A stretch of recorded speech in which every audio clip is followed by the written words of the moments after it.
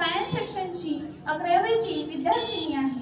माझा विषय मानवतेच्या विज्ञानासोबत अध्यात्माची सुद्धा गरज आहे या विषयावर मी बोलणार आहे। हर देश में तू हर वेश में तू तेरे नाम अनेक एक ही है ही शिकवण राससंत तुकडोजी महाराजांनी साऱ्या समाजाला दिली। आपण विज्ञानाच्या युगातले असलो म्हणून काय झालं, आपण कपडे कसे घातले पाहिजे, त्याच्यावर सूटबूट कसं घातलं पाहिजे हे समजतं, जीवन जगायचं कसं, जीवन म्हणजे काय हे समजत नाही का, याचा झगडा त्याच्याशी कसा लावायचा, याचं राजकारण त्याच्याशी कसं लावायचं, एका गावामध्ये 2 पार्ट्या कशा पडायच्या हे समजतं आणि जीवन जगायचं कसं हे समजत नाही का।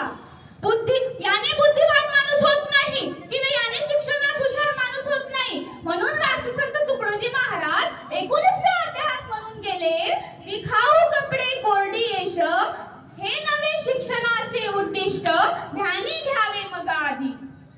राससंत तुकडोजी महाराज म्हणतात, आपण विज्ञानाच्या युगात जगलो असलो तरी या पृथ्वी तलावरचा एक बारीक कण आहोत, एक कण आहोत म्हणजे एक बारीक परमाणु आहोत आणि त्या परमाणुतून विश्व तयार झालं आहे। त्या परमाणुमध्ये एक अस्तित्व तयार झालं आहे, ते म्हणजे महान पुजारी राससंत तुकडोजी महाराजाचं। आणि त्यात आपलं कुठेतरी खोलवर त्या एका कणामध्ये गेलो, त्या खोलवर कणामध्ये एक अस्तित्व निर्माण झालं, ते म्हणजे मनुष्याचं। गुजरान करो गरीबों में कुछ मौज नहीं अमीरों में, गुजरान करो गरीबों में कुछ मौज नहीं अमीरों में।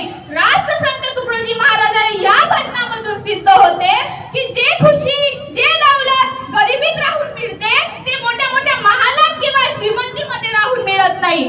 आजच्या युवा पिढीला सुद्धा या सोबत त्या आजकालच्या मुलाला सुद्धा आपण लहानपणी जर त्याला चांगली शिस्त लावणार नाही, त्याच्यावर चांगले संस्कार करणार नाही, तर तो वाईट वळणाला लागल्याशिवाय राहणार नाही आणि आपल्या आई-वडिलांचं एकही ऐकून घेणार नाही, त्याला हवं तसे वागेल, त्याला हवं तसं करेल। म्हणून राससंत तुकडोजी महाराज 9व्या अध्यायात म्हणतात, मुलगा जरा वयात आला हवे तसे वागू लागला, बाळपणीच भोगू त्याला जन्म गेला दुखी मग।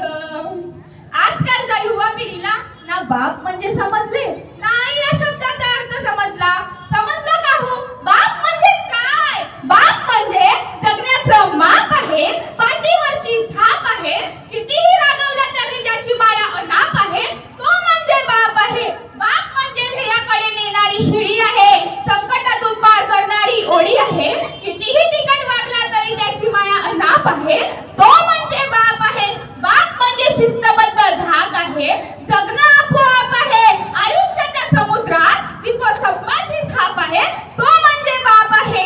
बाप आता आई आहा आबाणाचा ई ही ईश्वराची या 2 शब्दांमधून निर्माण झालेलं अक्षर म्हणजे आई। आई ही काय असते हो? आई ही काय असते?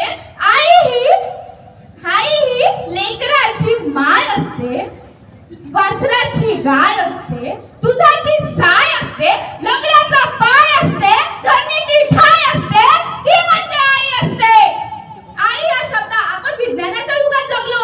आता आपला चंद्रयान 3 लॉन्च झाला, त्याला सुद्धा विज्ञानाची गरज होतीच ना, त्याला सुद्धा हे विसरायला नको। विज्ञान जेवढं आपल्या जगाकडे महत्त्वाचं आहे तेवढं साधनाने सुद्धा महत्त्वाचं आहे।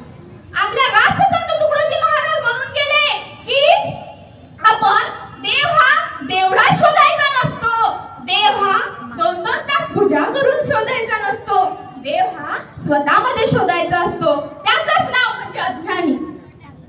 म्हणून राससंत तुकडोजी महाराजांनी अडकोजी महाराज 36व्या अध्यायात म्हणून गेले, ऐका मित्रांनो सावकाश, प्रत्येक जीव देवाचा अंश, आपुल्या कर्तव्ये पद त्यास हवे ते ध्यावं। राससंत तुकडोजी महाराज या विज्ञानाच्या युगात आपण जगत असलो, त्यासोबत आपल्याला आत्मज्ञानाची किती गरज आहे हे सुद्धा माहीत असायला हवं। आपला भारत देश विकसनशील आहे की विकसित आहे हो? सांगा बरं।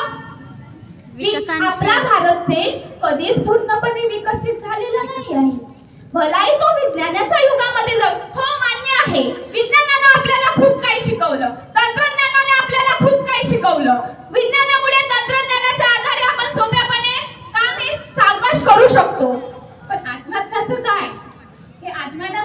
हरवली आहे आजकालच्या युगामध्ये. आपलं हे युग आहे ना ते कलियुग आहे. पण असं थोडी होतं की विज्ञानच महत्वाचं असते, आध्यात्मिक महत्वाचं नसते. विज्ञानासोबत आध्यात्मिक सुद्धा महत्वाचं असते. मला एवढंच सांगायचं आहे, राष्ट्रसंत तुकडोजी महाराज हे महान राष्ट्र मानवतेचे महान पुजारी, त्यांना का बरं म्हणले जाते?